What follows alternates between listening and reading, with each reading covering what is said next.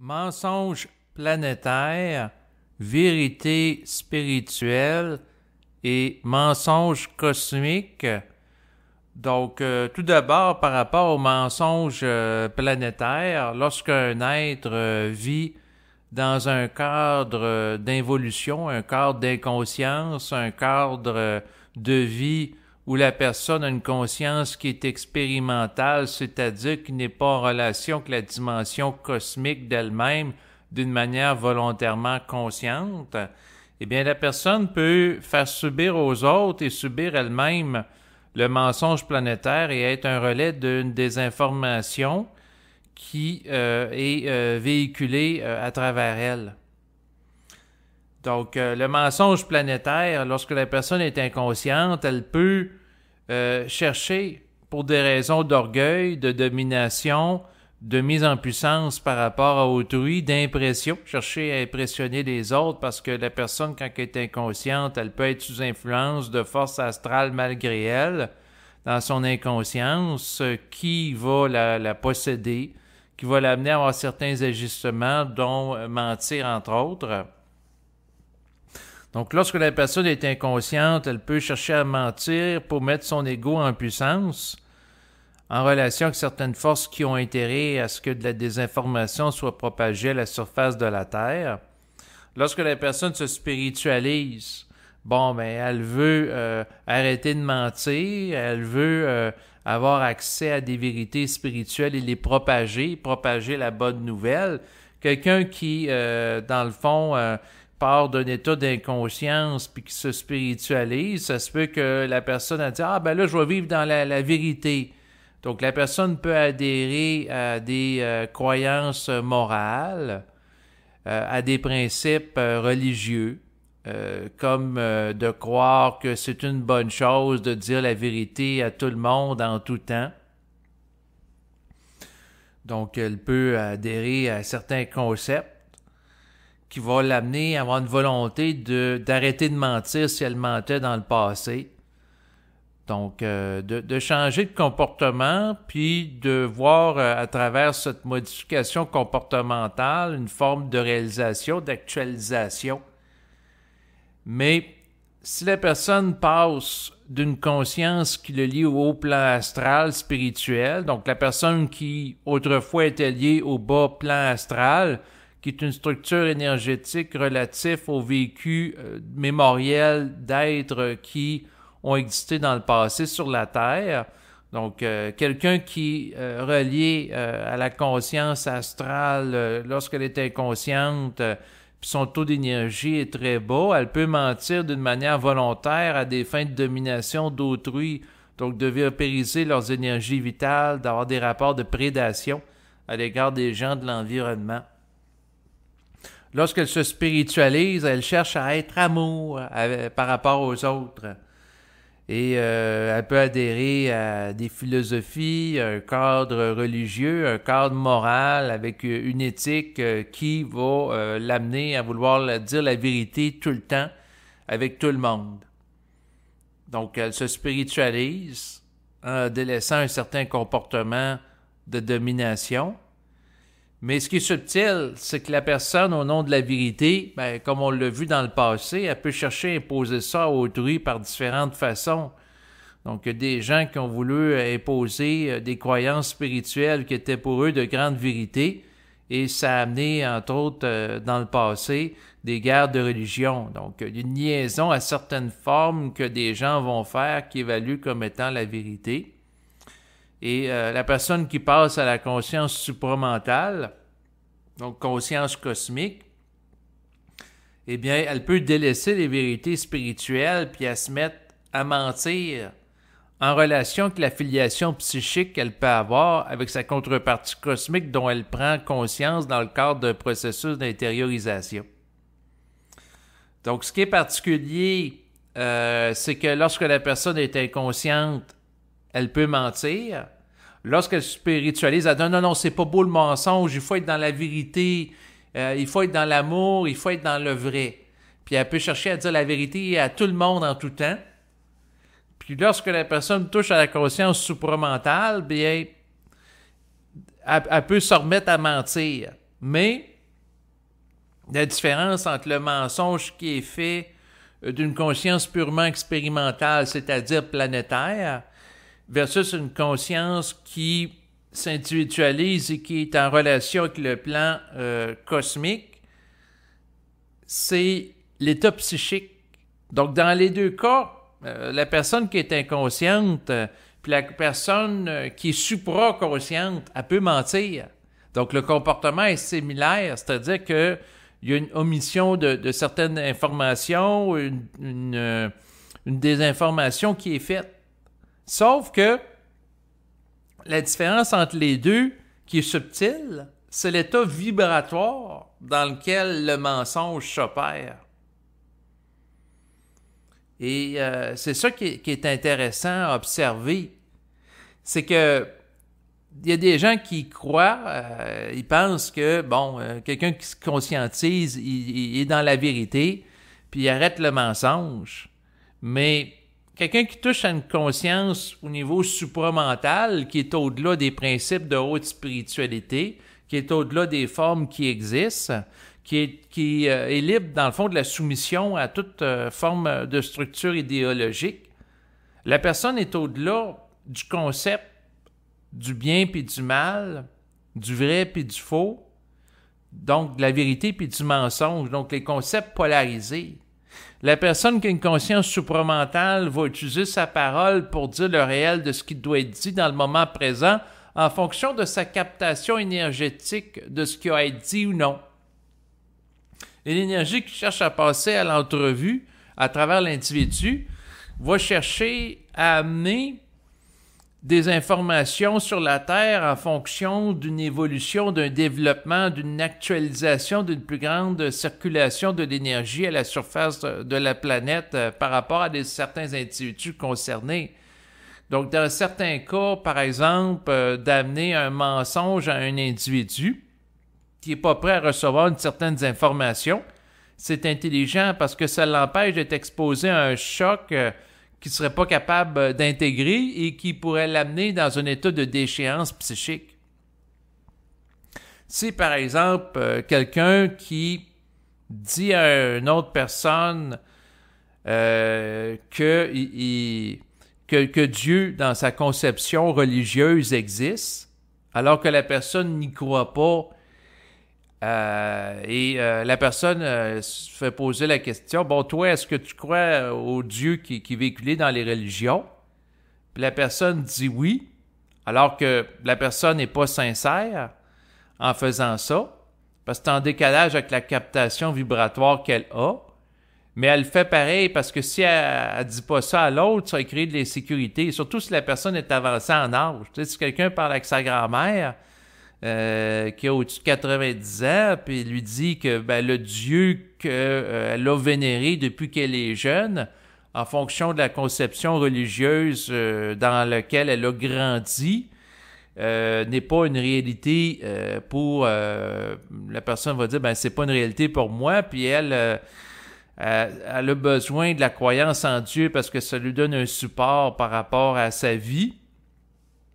C'est pas intelligent, surtout si la personne n'a pas la capacité d'intégrer une conscience qui est au-delà de la croyance dans un Dieu transcendant issu d'un cadre religieux anthropomorphisé. Donc, si la personne n'est pas capable d'aller au-delà de ça, puis elle n'a pas un niveau d'intériorisation qui la met en relation avec son être en tant qu'absolu, ou la dimension cosmique d'elle-même, si vous préférez, d'une manière volontairement consciente, puis elle ne vit pas une forme de communication télépathique avec lui, de la priver de Dieu ou de remettre ça en question, puis ça l'amène à vivre de la dépression, puis elle n'a pas à vivre autre chose, c'est pas intelligent de l'exposer à ça. Donc, de mentir dans certains cas empêche en fait un déséquilibre énergétique.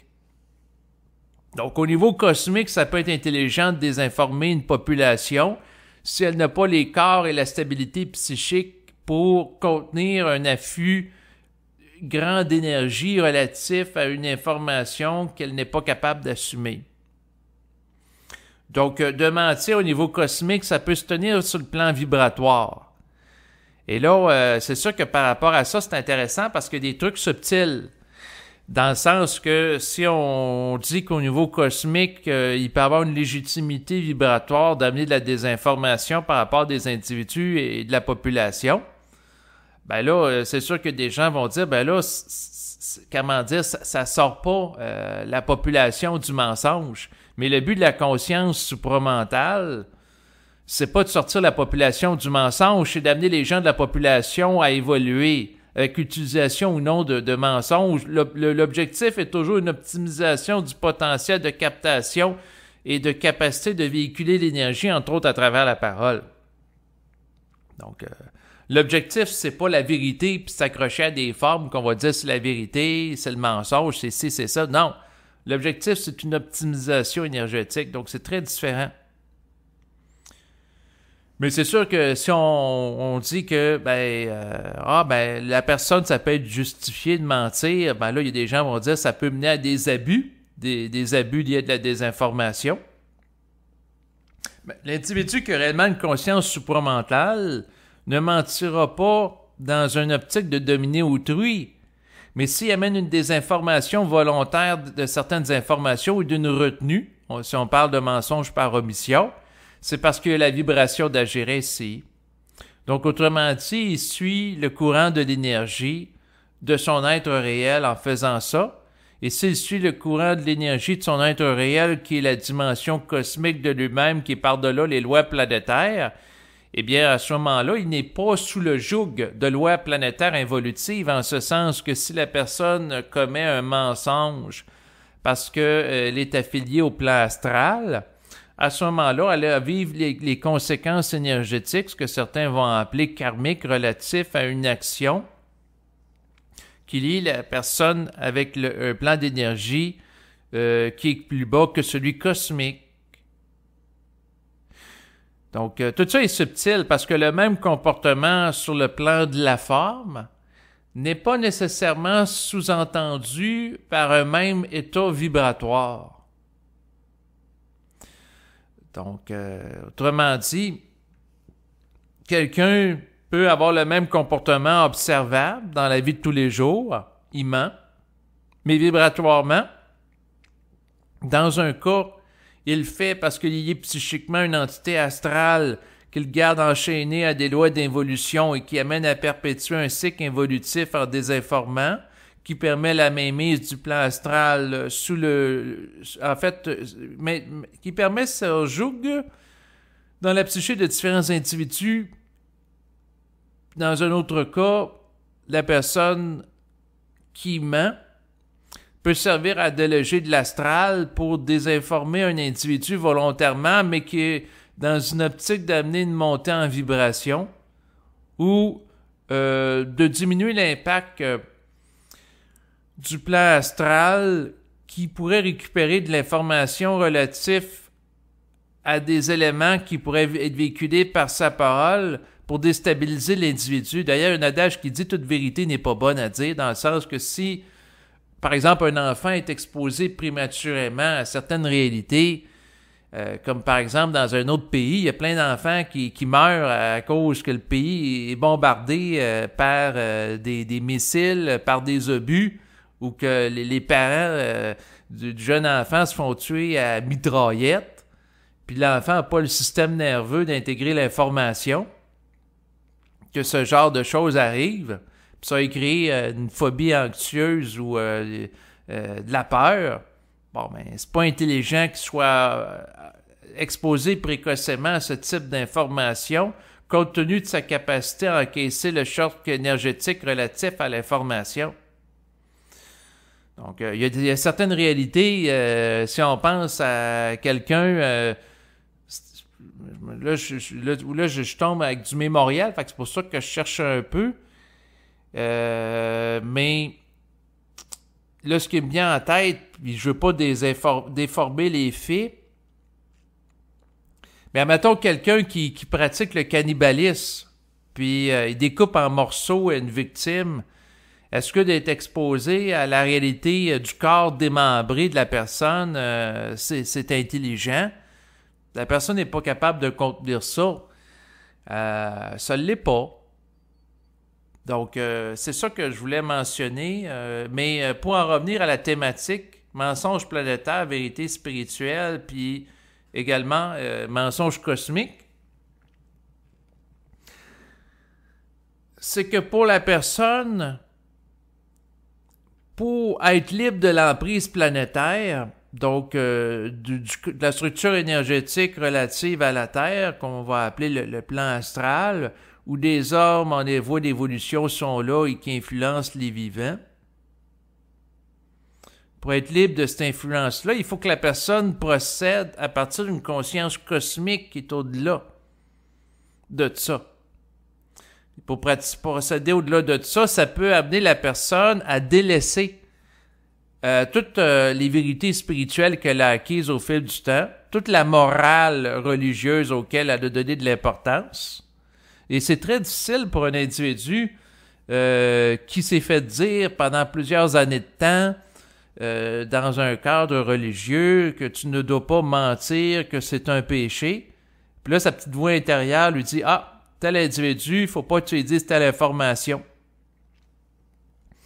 Puis là, la personne peut argumenter avec sa petite voix intérieure en disant « Ben là, si tu m'amènes à pas présenter cette information-là, c'est que tu m'amènes à mentir par omission. » Puis là, ça peut y répondre « Oui. » Puis là, il peut explorer à travers sa communication qu'il a avec sa contrepartie cosmique, c'est-à-dire lui au niveau vibratoire. Puis l'autre, ben lui, il n'y a pas d'autre au sens absolu parce que c'est un continuum énergétique entre l'ego et l'esprit lorsqu'une mise en relation consciente. Puis là, ça peut, cette mise en relation, l'amener à réaliser que finalement, c'est plus intelligent de mettre telle information à tel individu que de lui dévoiler certaines choses. Donc, et chaque chose en son temps. C'est pas tout le monde qui ont à avoir accès à toutes les informations par rapport à ce qui se passe présentement dans le monde, des informations aussi voilées par rapport à certains enjeux occultes. Donc, pour ce qui est de la question du mensonge planétaire versus vérité spirituelle, ce que ça me dit intérieurement, c'est que il y a beaucoup d'illusions associées à des vérités spirituelles qui donnent le sentiment à certaines personnes d'être libres, mais en réalité, en s'attachant à des vérités spirituelles, ils s'enchaînent à des formes. Puis, ce qui est vérité un jour ne l'est pas nécessairement demain, car les formes sont changeantes. Donc, autrement dit, à une époque, de dire, par exemple, que l'Ukraine fait partie de l'URSS, c'est une vérité, mais plusieurs années après, si l'URSS, l'Union des pays soviétiques, n'existe plus, c'est plus une vérité. Donc, les formes sont changeantes. Les formes sont mutables. Donc, quelque chose est une vérité à un moment donné, puis à un autre moment, ça ne l'est plus. Tu sais, à une époque, de dire que les gens votent pour le Parti libéral et c'est celui qui est le plus populaire au Québec dans les élections, c'est une grande vérité. Puis à une autre époque, ben c'est le Bloc, c'est le Parti québécois. Puis à une autre époque, ben ça peut être la CAQ qui est apparue, qui est très populaire. Donc, ce qui est vérité à un moment donné, d'une manière ponctuelle, circonscrite dans le temps, ne l'est pas nécessairement à un autre. Donc, les formes sont mutables. Puis si on se sent coupable de ne pas être dans la vérité par rapport à des formes qui sont mutables, c'est inintelligent, cette conduite, car ça amène la personne à être soumise à la forme. En fait, de chercher des vérités spirituelles, c'est de vouloir se soumettre à des réalités spirituelles, voire des entités qui les sous-entendent et qui vont dicter c'est quoi le réel. Alors que l'individu qui est conscient, c'est lui, de par sa parole, qui va être capté vibratoirement sa nature cosmique et qui va être capable de dicter le réel de ce qui doit être. Et la distinction entre le réel, la vérité, le mensonge, c'est que le réel, fondamentalement, c'est une vibration, c'est une énergie, c'est pas une forme. La vérité et le mensonge sont des résiduels énergétiques qui sont interprétés par des subjectivités par rapport à des valeurs relatives qui sont appelées à fluctuer dans le temps. Donc la vérité puis le mensonge, c'est comme la bourse qui va fluctuer au fil des semaines. Donc à un moment donné, il y a des hausses boursières par rapport à certains titres et à un autre moment donné, le même titre peut connaître une dégringolade fulgurante. Même chose pour la valeur des métaux précieux ou de l'or. Tout fluctue. Donc les concepts de vérité et de mensonge sont des formes fluctuantes. Tandis que le réel, dans le sens de énergie qui est pulsée dans l'instantanéité du moment présent en relation avec la totalité de ce qui est et qui cherche à s'actualiser à travers l'individu pour l'amener à s'optimiser sur le plan énergétique par-delà les lois de polarité qui le relient psychiquement sur le plan planétaire. Bon, ben, quelqu'un qui travaille avec le réel de ce qu'il porte en lui, la personne va être pleine d'énergie, car lorsque la personne fonctionne avec des vérités qui sont en relation avec des réalités sociales, bien, la personne vit en fonction du collectif, vit en fonction de réalités qui sont extérieures à lui, alors que l'individu qui est individualisé ou qui tend l'être apprend à vivre en fonction de lui-même et de se détourner des modes. Donc, dans le sens, dans une société, la mode, c'est, par exemple, d'avoir un parti pris favorable par rapport à un pays qu'on dit qui est agressé par rapport à d'autres, ou de se faire injecter une substance dans son corps, que c'est à la mode. Bon, ben, la personne est capable de prendre un recul, puis d'évaluer tout par rapport à elle-même. Est-ce que c'est intéressant de donner du crédit à tel pays plutôt que tel autre? Est-ce que c'est intéressant de prendre ou non telle substance? Est-ce que c'est intéressant d'écouter les médias? Est-ce que la personne se définit toujours en fonction d'elle-même? Elle n'a pas intérêt à se soumettre à des... parce que le concept de vérité en tant que forme, donc structure articulée, c'est en fonction du densifié. Alors que la personne qui œuvre à partir d'une conscience fondamentalement qui est de nature vibratoire, œuvre à partir du non-manifeste plutôt que du déjà manifeste. Autrement dit, la vérité et le mensonge, les vérités spirituelles, si c'est des choses qui sont déjà articulées par la parole, par des gens de l'environnement ou relayées par des médias, c'est pas des éléments qui proviennent de la source de l'individu. Donc, ça provient pas de son moi cosmique fondamentalement. Et la personne, ultimement, qui s'individualise dans une planète comme la Terre qui est remplie de désinformations planétaires, spirituelles, cosmiques, et à tous les niveaux, à tous les plans, de propagande, que ce soit par rapport à la menace d'une guerre ou peu importe, la personne a à se situer par elle-même. C'est souvent lorsque la personne sature du concept de du contexte de désinformation planétaire, de mensonges qui y sont faits, que la personne apprend à se référer par rapport à elle-même, tout simplement. Parce que tant que la personne cherche la vérité, ou cherche à épurer sa conscience pour atteindre des formes spirituellement plus pures, elle vit tout le temps par rapport à autrui, comme point de référent. Donc, quelqu'un qui adhère à une religion puis qui délaisse des comportements de voyous ou des comportements de désinformation à des fins de domination, bien, la personne n'est pas libre tant qu'elle se réfère à des formes extérieures à elle. C'est sûr que dans un sens absolu, on peut dire que la personne qui se conscientise n'est pas libre non plus, parce que la personne qui agit en fonction d'une vibration, qui est la plus haute énergie qu'elle peut capter, se déployer à travers elle et qu'elle traduit en termes de paroles, ce qui est le plus vibratoire, ben, elle n'a pas une liberté absolue dans le sens que si vibratoirement ça lui dit certaines choses qui font pas plaisir à elle-même en tant qu'ego, est obligée de reconnaître que c'est réel. Et l'un des signes qu'une information est canalisée de nature vibratoire, c'est le fait que ça fait pas toujours plaisir à l'ego, alors que les vérités qui proviennent des mondes spirituels et les propos qui cherchent à influencer les gens dans une direction plutôt qu'une autre, un peu comme des voix mielleuses, ça peut faire plaisir à entendre. Alors que la réalité en termes vibratoires, ça fait pas toujours plaisir à entendre à l'ego. Et c'est sûr qu'une personne qui a une ouverture d'esprit peut regarder certaines réalités.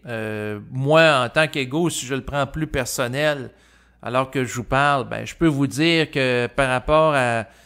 Je vais vous donner un exemple, l'implantation de certaines technologies, comme par exemple l'identité numérique. Quand je le réfléchis en tant qu'ego, ça me fait peur, mais en même temps, il y a une partie de moi-même par rapport à l'identité numérique ou la mise en place de code QR qui me dit que tu te casses la tête trop pour rien. Tu vis de l'anxiété pour rien, puis le fait de te préoccuper par rapport à ça n'empêche pas l'intégration d'une plus grande technologie en société. Et la crainte que je peux avoir à ça, dans mon cas personnel, je parle pas pour les autres, là, est disproportionnée. Ce que ça me dit intérieurement, c'est un petit peu comme, par exemple, dans le passé, les gens ont été confrontés à une période où ils ont passé au début, quand les gens ont développé l'automobile, les gens n'étaient pas obligés de payer un permis de conduire comme on le fait au Québec à chaque année. Mais c'est sûr qu'il peut y avoir des gens qui se sont opposés à ce que chaque personne ait toujours un permis pour conduire sur d'auto. Mais dans le fond, c'est pas dramatique d'avoir un permis de conduire qui est devenu obligatoire aujourd'hui pour fonctionner en automobile, dans le sens que c'est une forme qui peut créer une forme de lourdeur, on s'entend, parce que l'individu qui, avant que ça soit mis en place, cette mesure-là, bon, ben, elle pouvait utiliser un véhicule automobile sans avoir de permis pour le faire. Sur le plan historique, à un moment donné, les concepteurs d'automobiles, quand ils utilisaient leurs inventions, puis qu'ils avaient à se déplacer avec elles, à la base, il n'y avait pas de permis. Un peu comme les ceintures. À la base des automobiles, les gens n'étaient pas obligés de porter la ceinture. Puis à un moment donné, ça s'est instauré. Donc, c'est sûr que l'histoire de l'identité numérique, moi, ce que je vois ça, c'est comme une forme qui est plus lourde. Mais être doté d'une identité numérique ou pas d'en avoir, ça m'empêche pas d'être en contact avec ma source. Ma liberté fondamentale se situe dans mon rapport à ma psyché. Donc, c'est sûr qu'en tant qu'égo, d'éventuellement savoir que le gouvernement du Québec, puis c'est la même chose pour d'autres pays occidentaux, ont pour agenda, sous l'influence d'entreprises de haute technologie auxquelles ils donnent des contrats. C'est sûr qu'eux autres vont avoir des lobbyistes pour faire la promotion naturellement de leur innovation qu'ils disent technologique pour le bien de l'humanité. Bon, ben, ces gens-là, ils ont un agenda, c'est-à-dire vendre des solutions technologiques au gouvernement pour empocher des millions.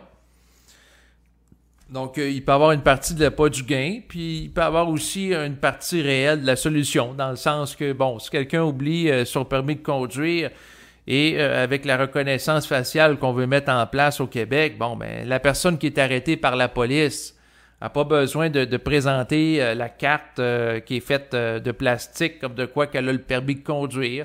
La personne, elle pourrait se faire scanner son visage via le téléphone intelligent qu'a le policier qui pourrait avoir, ou son ordinateur de bord. Il pourrait dire, ben écoutez, monsieur, montrez-moi votre visage, vous n'avez pas votre carte de permis de conduire. Ah, le visage est scanné par reconnaissance biométrique. Donc, la personne, ah, OK, on vous reconnaît. En effet, vous êtes doté d'un permis de conduire qui est à jour. Donc, vous pouvez circuler. Il n'y a aucun problème, même si vous ne montrez pas le papier. Donc, il peut y avoir des avantages par rapport à ça. C'est sûr que moi, en tant qu'égo, je ne ferai pas la promotion de l'identité numérique. Mais, ce que je veux vous dire, c'est que ça peut être intéressant par rapport à une information qui, a priori, peut engendrer de la crainte, l'évaluer par soi-même et pour soi-même. Donc, des gens qui vont peut-être écouter l'enregistrement et vont dire, ben regarde, l'identité numérique, c'est une menace importante, ton propos est en train de la sous-estimer.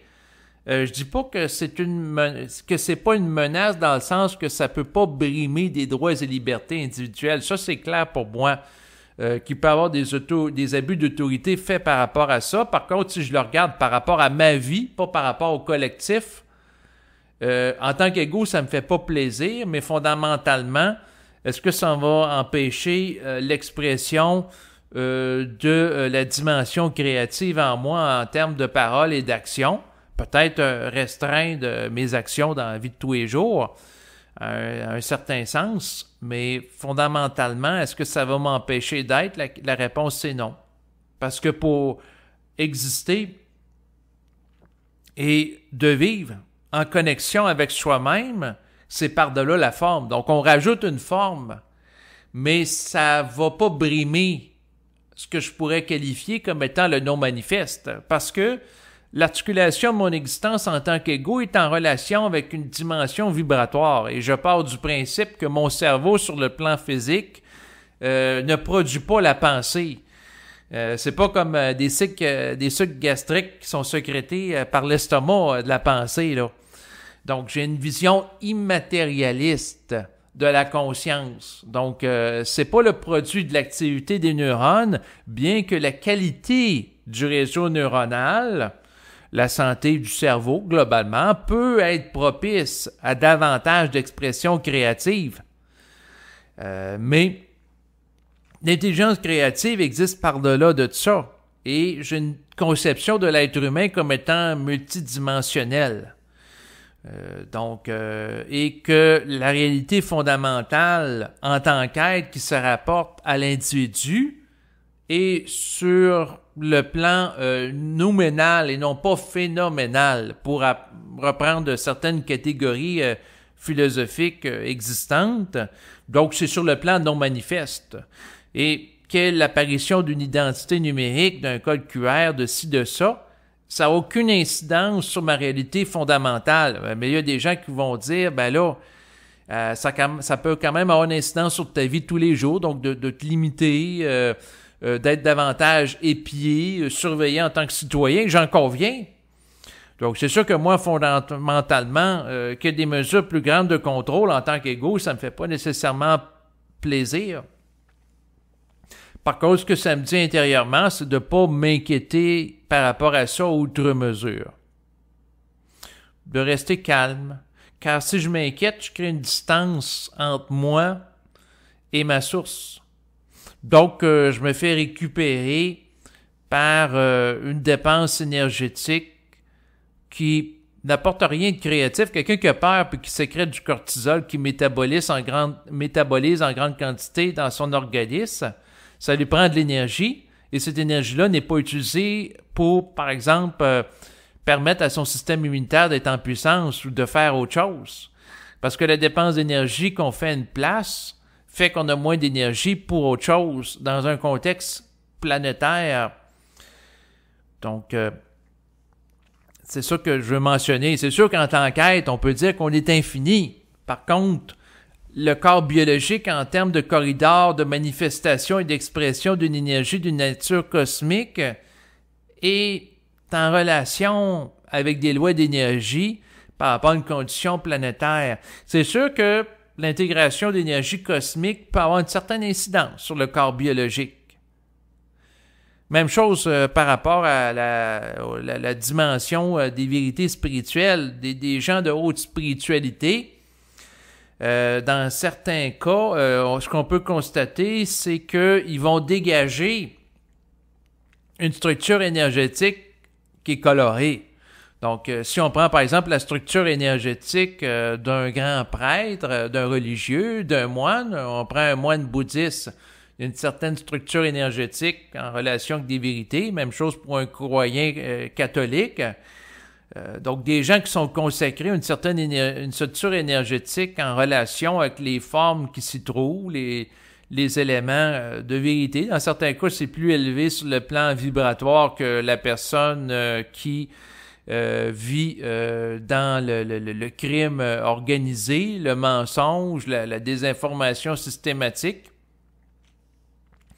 Par contre, si la personne est assujettie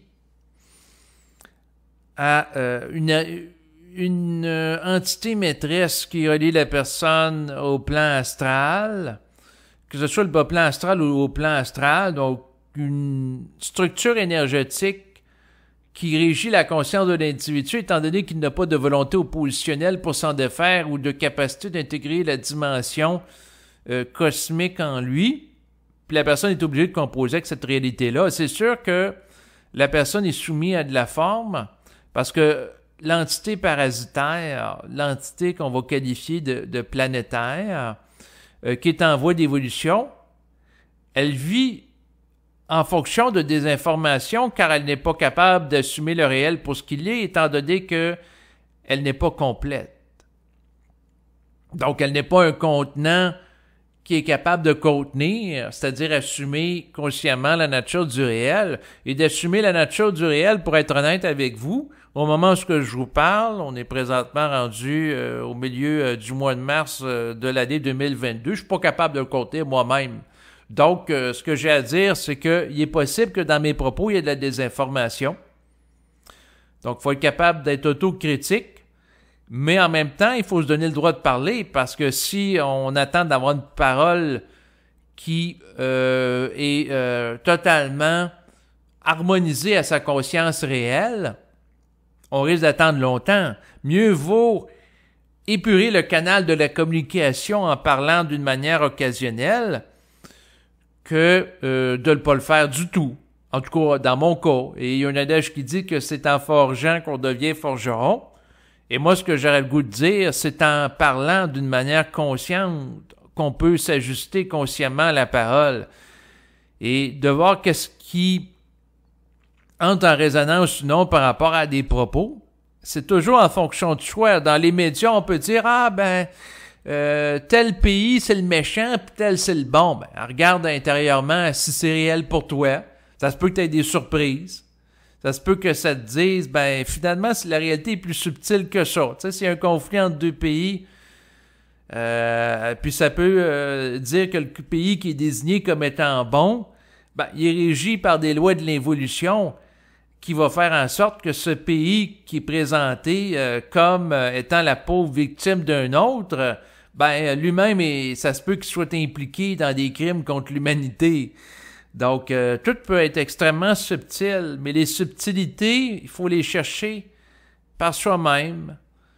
Dans les médias alternatifs, on peut avoir un lot de désinformation comme dans les médias officiels, parce que tant que des êtres en d'évolution, tant que des informations, puis même si la personne serait très évoluée, avec une conscience très vaste, elle peut volontairement désinformer, étant donné qu'elle va fonctionner en relation avec des lois d'énergie qui fait en sorte qu'elle doit respecter que les êtres en voie d'évolution ou qui n'ont pas la contenance de contenir un certain taux vibratoire ne soient pas exposés prématurément à certaines informations, donc avoir un certain niveau de retenue, un petit peu à la manière de parents qui vont amener de la retenue d'informations par rapport à leurs enfants. Et c'est normal parce que les enfants n'ont pas le même niveau de développement psychique que l'individu qui est plus développé, qui est plus prêt à en prendre. Et d'ailleurs, il y avait un adage qui disait « Quelle dose de réalité êtes-vous prêt à prendre? » Pas quelle dose de vérité, là, ou de réalité, en tout cas, peu importe. Mais c'est de voir quel dosage. Et le dosage est déterminé par rapport à la nature des corps d'énergie qui se rattachent à l'individu. Tout ça pour vous dire, et ce qui peut, vous pouvez trouver ça surprenant, mon propos, mais je suis obligé de reconnaître que la désinformation a une fonction.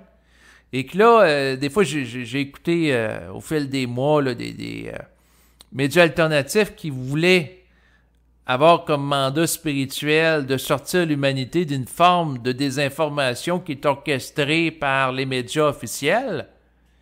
Mais ce qu'il faut réaliser, c'est que ça, c'est pas nécessairement voulu au niveau cosmique. Et dans le sens qu'au niveau cosmique, le mensonge peut servir comme de bombe pour pas exposer prématurément à des réalités que les gens sont pas capables d'assumer.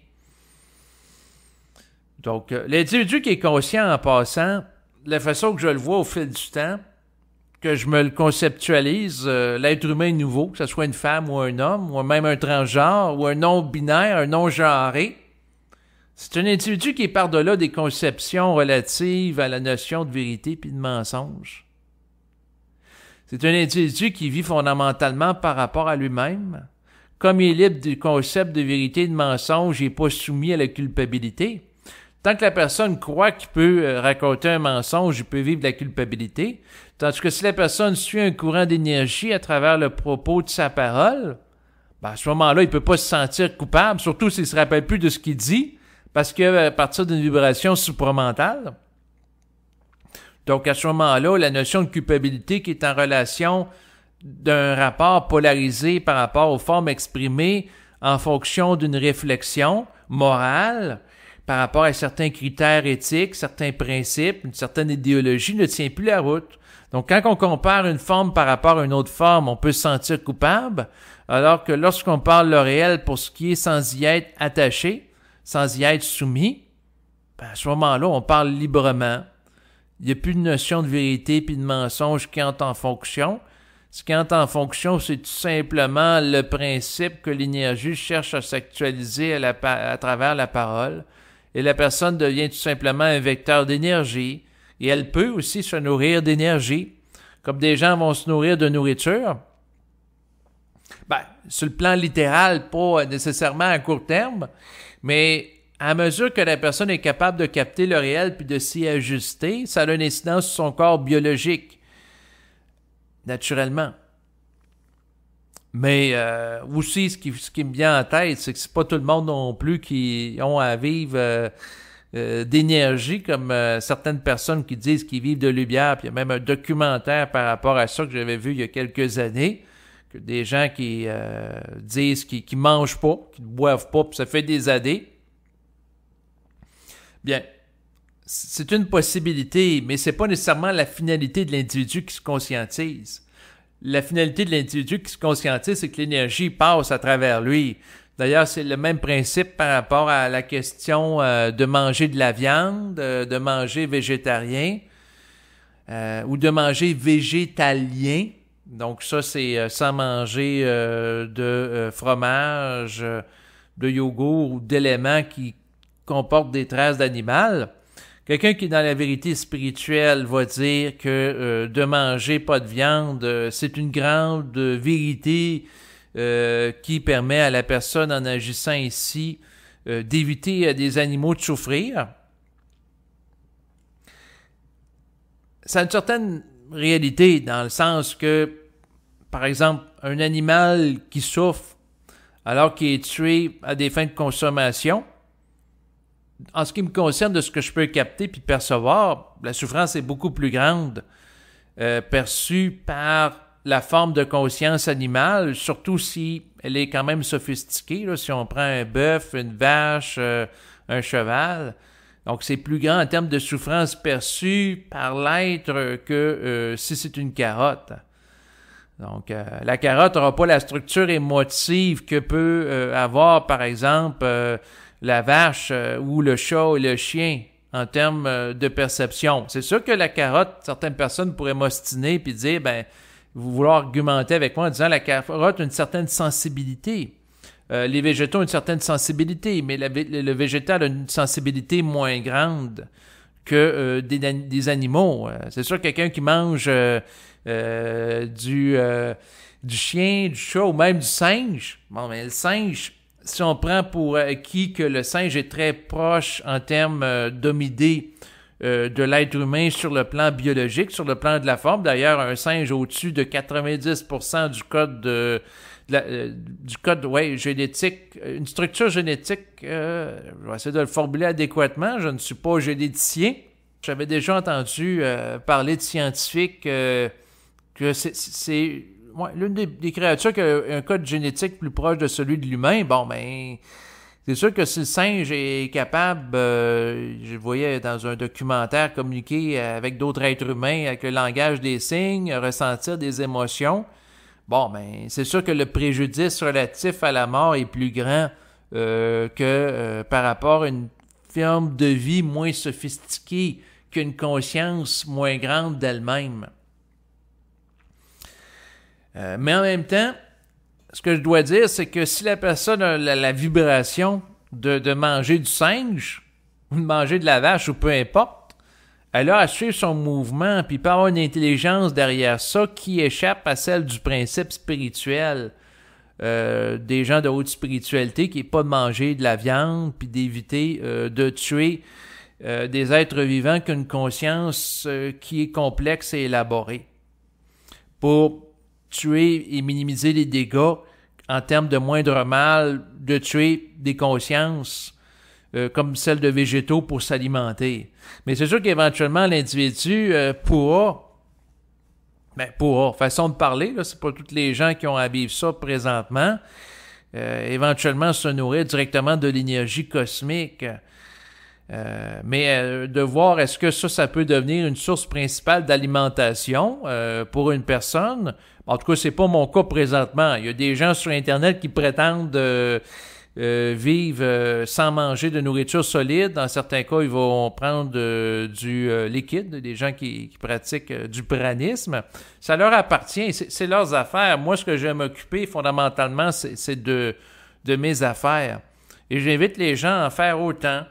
Et c'est sûr que l'un des fondements du message que je cherche à véhiculer au fil de mes enregistrements, c'est celui qui est fondamental pour tout individu qui s'individualise de s'occuper de lui d'abord. Et j'invite les gens même à apporter davantage de priorité à ce qu'ils peuvent capter intérieurement que l'ensemble des propos que je peux véhiculer. Donc, comme l'avait formulé un célèbre philosophe, le seul choix qui ne nous dégrade pas, ne nous divise pas, c'est le choix de soi comme absolu. Donc, comme point de référence. Donc, choisissez-vous comme point de référence.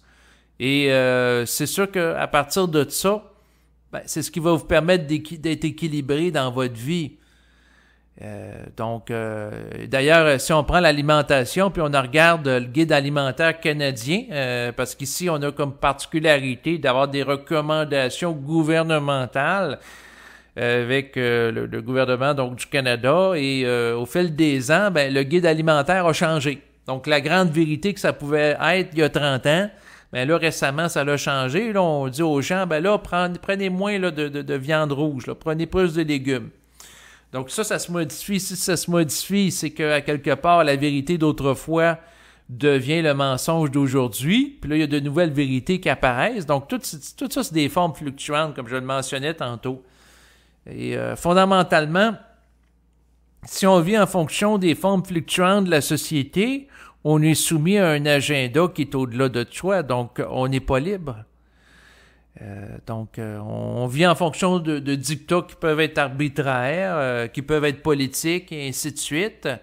Les dictats, bien entendu, quand il y a un agenda politique, c'est de regarder à qui ça profite. Donc, il y a un adage qui dit « Le gouvernement veut votre bien et il va l'avoir. » Donc, dans le sens qu'on veut votre bien, on peut l'entendre sur le plan moral avec certaines politiques gouvernementales qu'on dit pour le bien collectif, mais ça peut être aussi, il veut votre bien dans le sens vos avoirs, vous déposséder de vos richesses en mettant en place des taxes, des impôts, des mesures de contrôle social multiples. Donc, c'est toujours à regarder avec qui ou quoi on transige. Et pour ce qui est de la notion de mensonge planétaire, vérité spirituelle et mensonge cosmique, ce qui est fondamental par rapport à ces notions, c'est de définir par rapport à soi qu'est-ce qu'il y en est. Depuis tantôt, je vise à définir ça à travers la parole par rapport à moi-même. Ça se peut qu'il y ait des gens qui n'entrent pas du tout en résonance avec la nature du propos que je tiens aujourd'hui. Il y en a d'autres que ça va être en affinité énergétique. Puis il y en a d'autres qui vont dire « telle chose, je trouve ça intéressant, mais pas telle autre chose. » Et ce que je dis aux gens, fiez-vous d'abord par rapport à vous-même, surtout à l'époque présente, avec une propagande médiatique omniprésente, avec relais multiples, que ce soit le téléphone intelligent, par la suite la tablette électronique, par la suite la montre avec des notifications en temps réel, par la suite l'écran d'ordinateur, l'écran de télévision, le journal, la radio. Il y a plein de moyens de communication multiples qui sont là, qui servent à véhiculer certains discours, qui servent des agendas, et les discours sont des vérités pour certains et des mensonges pour d'autres, tout dépendant de la lecture que les gens en font subjectivement.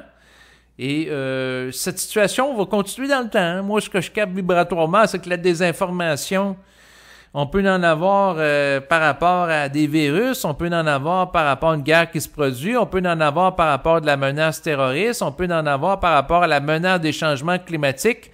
Et ce que je capte fondamentalement, c'est que lorsque l'être humain sera saturé de toute forme de désinformation, il va vivre en fonction de lui-même.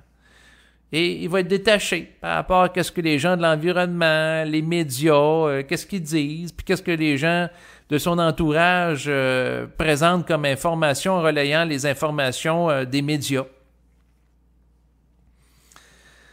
Et c'est l'essentiel de mon discours pour aujourd'hui. Donc, j'espère que ça vous a plu, mais si ça vous a plu, ça vous appartient. Si ça vous plaît pas, ça vous appartient aussi. Je vais laisser l'espoir tranquille. Parce que, à quelque part, tout ce qui peut être dit, c'est tout le temps reçu en fonction de la sensibilité de l'individu. Donc, il peut y avoir toutes sortes de réactions suite à l'enregistrement d'aujourd'hui. Donc, il y a des gens qui sont très opposés par rapport à l'identité numérique, sont peut-être pas contents que je dis que finalement, j'ai eu beaucoup de peur par rapport à ça sur plusieurs mois, puis aujourd'hui, ça me dit intérieurement de prendre ça plus relax, puis je prends ça plus relax. Je dis pas que ça va pas à l'encontre des droits et libertés, ne méprenez pas ma parole. En tant qu'individu, je suis pas d'accord avec ça, en tant qu'égaux, surtout que ça soit dans une optique que ça soit imposé. Bon, si les gens veulent en avoir une, ça leur appartient. Mais c'est la notion d'imposition, comme prendre une substance contre la volonté de l'individu, que ce soit pas un choix libre éclairé. Par rapport à ce principe-là, je suis opposé. Parce que ça va à l'encontre de la réalité individuelle que la personne peut avoir. Donc, pour une personne, prendre une substance donnée, c'est très bien. Pour une autre, c'est pas ajusté. C'est du cas par cas. Donc, c'est sûr que au fil de mes enregistrements, je vais toujours faire la promotion ou ramener les gens fondamentalement en fonction d'une vision individualisée. Donc, c'est sûr que vous allez me voir faire la promotion de tout ça. Je ne ferai pas la promotion de se soumettre à des règles collectives parce que je vise à m'individualiser. Donc, fondamentalement, la ligne directrice qui m'habite ou si on peut dire mon essence énergétique, va toujours m'amener à regarder les choses par moi-même. De toute façon, de répéter ce que les autres disent continuellement comme un perroquet, ça fait des enregistrements qui sont inintéressants à écouter. Donc, ça n'amène pas de l'originalité, ça n'amène pas de la créativité, et ça ne participe pas à un renouvellement. Mais la meilleure façon de se renouveler sur le plan individuel, c'est de s'écouter d'abord. Et moi, ce que je capte vibratoirement, c'est qu'on est dans une ère de désinformation. Et ça, c'est pas fini. Puis même quand les gens vont sortir d'une certaine forme de désinformation planétaire, bien les gens auront éventuellement aussi à se libérer d'une forme de désinformation subtile. Et lorsque les gens vont réaliser que des êtres de haut niveau de conscience qui dans un passé lointain, ont eux-mêmes créé l'être humain, ont laissé aller une situation d'un scénario planétaire qui implique beaucoup de désinformation. C'est sûr que des gens qui peuvent vivre une forme de révolte. D'ailleurs, les gens qui se spiritualisent peuvent vivre une forme de de révolte à l'égard de la désinformation, mais lorsque la personne dépasse la haute spiritualité, la reliant au plan astral, et que ça sort d'une vision polarisée de la forme, la personne est obligée de réaliser qu'à un moment donné, en maturant psychiquement, que la désinformation a une fonction. Et que, à quelque part, la personne, comme il a déjà été dit par le passé, par l'un de mes interlocuteurs, tout sert. À un moment donné, je parlais avec quelqu'un, puis il me ramenait au principe que tout sert. Ben oui, toutes les formes peuvent servir. Puis des fois, il y a des formes qu'on peut qualifier de mensongères ou de vérité qui vont servir à un dessein évolutif.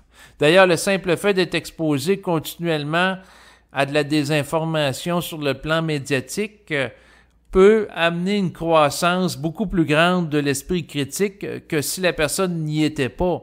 Donc, autrement dit, ça peut amener une forme de maturation psychique, une capacité de remise en question, une capacité de contestation, une capacité de filtrer des données qui peut être utile à une autre échelle éventuellement. Donc, autrement dit, si sur le plan planétaire, la personne est habituée de composer que de la désinformation et que la personne va sur d'autres planètes ou dans d'autres réalités de nature cosmique ou parallèle, ben, la personne va partir du principe que s'il y a de la désinformation sur la Terre, ben, ça se peut qu'il y en ait sur d'autres planètes, que ce soit Mars, Vénus ou qu'elle se décorpore pour faire des voyages, pour avoir accès à des réalités subtiles avec des êtres qui résident en périphérie de d'autres planètes, mais qui ne sont pas sur le plan physique. Bon, mais si la personne est capable de se décorporer et être en contact avec d'autres êtres de d'autres planètes ou de d'autres galaxies, ben, il faut qu'elle réalise que c'est des mensonges planétaires, ben, il peut y avoir des mensonges à toutes les échelles. En fait, je pars du principe que la notion de désinformation peut s'actualiser sur tous les plans de réalité et que la notion d'information ou de données ou de pensée, tant que c'est une forme, puis une forme pensée, c'est une forme pareille, même si c'est subtil, peut être sujet à de la désinformation. Donc, tout ça, c'est vaste, parce que là, ça fait presque 1 heure que je parle, puis à un moment donné, je me dis, je vais arrêter, mais il y a continuellement des idées qui viennent, donc je continue pareil à suivre le courant. À un moment donné, je me suis dit tantôt, je vais finir par en venir en bout du sujet pour passer à autre chose, mais non, ben, c'est intéressant parce que ça me parle beaucoup, parce que l'idée de transiger avec des informations auxquelles on est exposé, des fois, ça me dit des choses qui me surprennent. Je vous le partage, là. C'est que ce que ça me dit intérieurement, c'est que ça a une utilité parce que, en tant qu'être, si vous êtes capable de gérer de la désinformation planétaire, bien, à ce moment-là, vous êtes capable de gérer de la désinformation sur tous les plans. Donc, avoir une capacité de contestation de tout élément qui peut être amené par rapport à vous et d'explorer et d'évaluer tout individuellement. Donc, l'individuation totale du rapport à l'information est en relation avec l'esprit de la capacité de l'esprit à capter l'essence derrière les choses. Tant que la personne se limite à des apparences, bien, à ce moment-là, par rapport à la forme, sur le plan formel, là, ben, la personne peut être manipulée. Donc, si on dit, par exemple, à un peuple ou plein de peuples en Occident, tel pays, c'est le bon, puis l'autre, c'est le méchant qui va l'attaquer, qui a une politique d'agression, la personne peut regarder vibratoirement celui qu'on lui dit qui est le bon pays, qui est victime de l'autre, qui est méchant. Puis si la personne elle regarde le dirigeant du pays, puis elle voit que vibratoirement, ce gars-là est affilié sur le plan astral. Ce gars-là aussi, il en fait l'étude, puis il voit que dans sa parole, il y a des informations, puis il y a de la propagande. Ben, la personne n'est pas dupe du jeu de polarité. Tu sais, on va dire tel pays, il est dans le mensonge, il fait de la désinformation, puis l'autre est dans la vérité. Mais attends une minute. Il va avoir les subtilités. Puis il va voir aussi qu'à quelque part, le pays qu'on dit qu'il est le méchant, puis l'autre qu'on dit qu'il est attaqué, dans les deux cas, ils peuvent manquer d'ajustement. Puis c'est tous des êtres en voie d'évolution. D'ailleurs, un être qui est réellement conscient, est-ce que un être qui est conscient va créer ou actualiser un scénario de vie dans lequel il va combattre un autre pays, ben, ça se peut. Ça se peut parce que un être qui est conscient, il ne cherchera pas à se faire dominer par une vibration autre que la sienne. Mais il va avoir un taux vibratoire rattaché à ça. Mais tout ça, c'est subtil parce que ce que je dis peut se construire puis se déconstruire parce que là, ça vient de me dire que quelqu'un, au niveau vibratoire, pourrait être légitimé de désinformer son peuple puis les autres peuples aussi si l'énergie qui cherche à circuler à travers lui va dans ce sens-là. Mais ça ne sera pas une volonté de l'ego. La désinformation de nature cosmique n'est pas régie par l'ego en tant qu'être en voie d'évolution soumis à des principes planétaires. Donc, c'est sûr que des gens vont me dire, ben regarde, ton propos, c'est que tu vas justifier le mensonge. Mon objectif, c'est pas de justifier le mensonge par rapport à des formes morales ou des conceptions de vérité, mais c'est de dire qu'à un certain niveau, le mensonge peut avoir une utilité évolutive d'une perspective cosmique, d'un apport, énergétique plus grand, d'une actualisation aussi. C'est ça que je veux dire à travers mon propos. C'est sûr que sur le plan moral, ça a l'air pas beau, comme je le disais tantôt. Puis là, je vais arrêter parce que là, il y a peut-être des gens qui vont dire, ben là, tu te répètes. Fait que oui, là, je remets l'emphase là-dessus. Fait que c'est peut-être le signe qu'il faut que je passe à autre chose. Parce que c'est l'essentiel du message. L'essentiel du message, c'est d'aller au-delà, en fait, du concept de vérité et de mensonge. Bon, ça, il y a des initiés sur la Terre qui en ont déjà parlé. Mais l'essentiel par rapport à ça, c'est de l'intégrer sur le plan individuel. C'est bien beau écouter des enregistrements de gens qui font des conférences par rapport à ça, ou même d'écouter l'enregistrement présent. Mais ce qui est essentiel puis fondamental, c'est le rapport entre soi et soi. C'est ça qui nous permet d'être cohérent dans notre conscience, c'est-à-dire d'agir en fonction de soi sur le plan de l'esprit